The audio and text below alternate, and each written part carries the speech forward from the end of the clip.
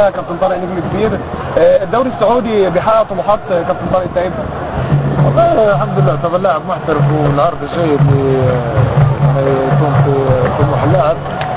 بعدين شيء السعودي بطولة السعودية بطولة قوية نعتبرها من احسن البطولات العربية، والحمد لله بنعتقد نقدم في مستوى طيب. ان شاء الله نشوف افضل في الموسم الجاي ان شاء الله. في حق في مفاوضات بين الاهلي والزمالك مع كابتن طارق؟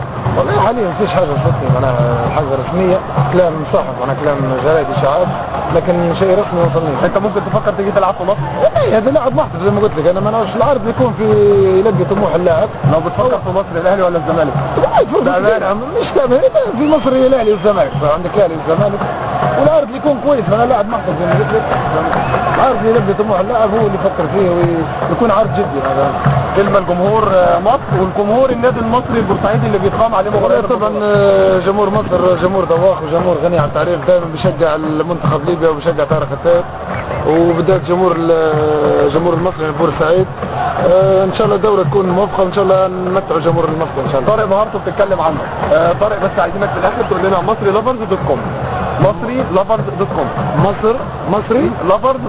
مصري لافرز دوت كوم. شكرا.